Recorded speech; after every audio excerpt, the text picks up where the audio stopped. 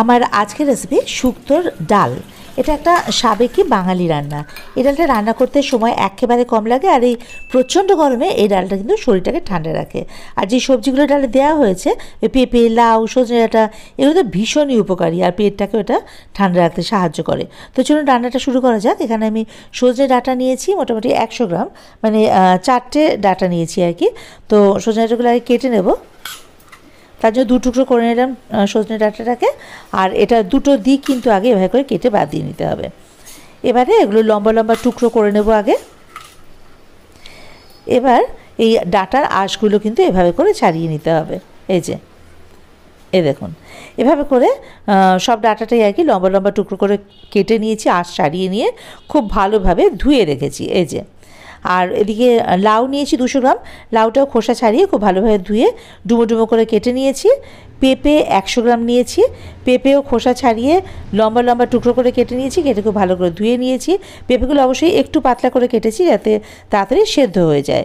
এদিকে উচ্ছে বা করলা, এটা দুটো নিয়েছি, এটা ওজন আমি 100 গ্রামই হয়েছে, সেগুলো গোল গোল চাকা চাকা একটু পাতলা করে কেটে নিয়েছি। আর মুগ ডাল যখন হচ্ছে, মুগ ডাল হচ্ছে 100 গ্রাম মতো নিয়েছি।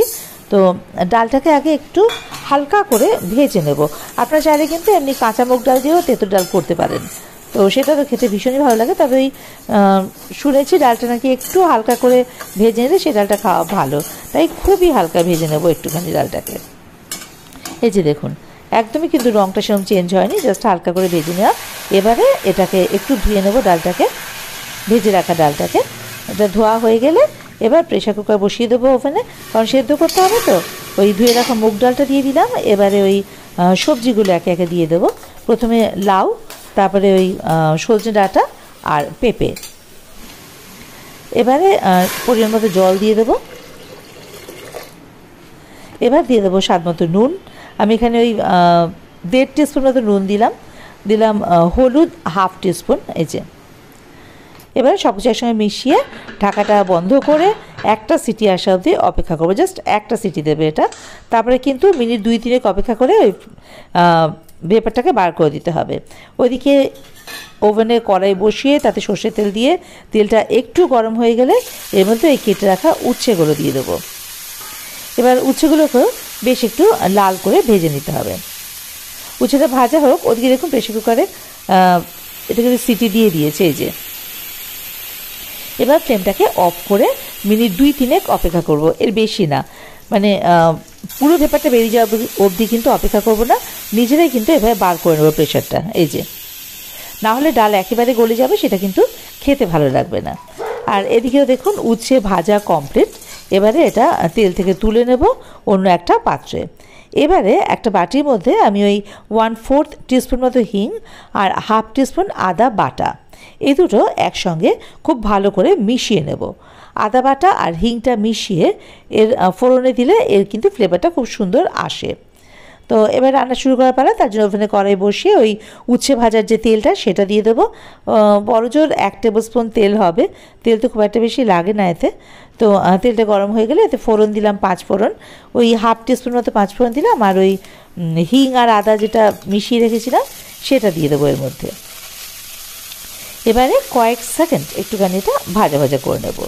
ফোড়নের ভাজা একটা গন্ধ বেরোলে এর মধ্যে ওই সবজি শুদ্ধ ডাল যে সেদ্ধ করে রেখেছিলাম সেটা এর মধ্যে দিয়ে দেবো।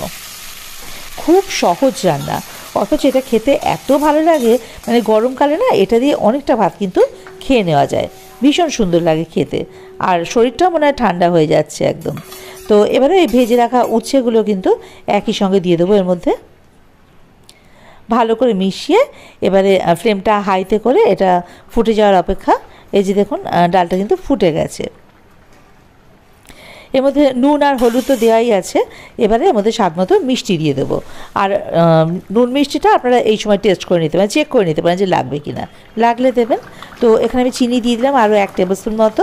এবারে এই যে দেখুন এটা খুব ভালো করে মোটামুটি ফুটে গেছে, 2 মিনিট হবে, 2 থেকে 3 মিনিট। আর ডালগুলো কিন্তু এরকম একটুখানি গোটা গোটা থাকবে, কিন্তু সেদ্ধটা ভীষণ ভালো হওয়া চাই। এটা কিন্তু শক্ত শক্ত ডাল একেবারে ভালো লাগে না। তো এবারে এর মধ্যে দিয়ে দিলাম আমি একটু গন্ধরাজ লেবুর রস।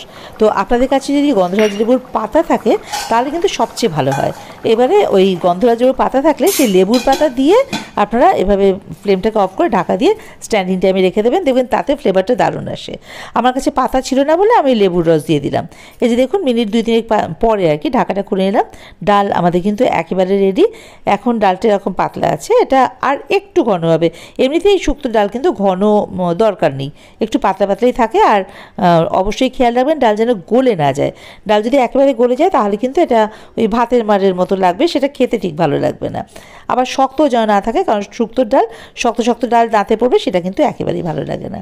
তো রেডি আমাদের শুক্তোর ডাল। আপনার বাড়িতে অবশ্যই এভাবে করে একবার শুক্তোর ডালটা রান্না করে খেয়ে দেখুন। শুক্তোর ডাল তো নানান রকমভাবে রান্না করা যায়, তো এভাবে একবার রান্না করে খেয়ে দেখুন। আর আমাকে কমেন্ট বক্সে জানাতে ভুলবেন না যে আপনাদের কেমন লাগলো আজকের এই রেসিপিটা। ভালো লাগলে অবশ্যই আমার চ্যানেলটা সাবস্ক্রাইব করে আমার পাশে থাকার অনুরোধ রইল, আর বেল আইকনটা ক্লিক করে দেবেন ফার্দার নোটিফিকেশনের জন্য।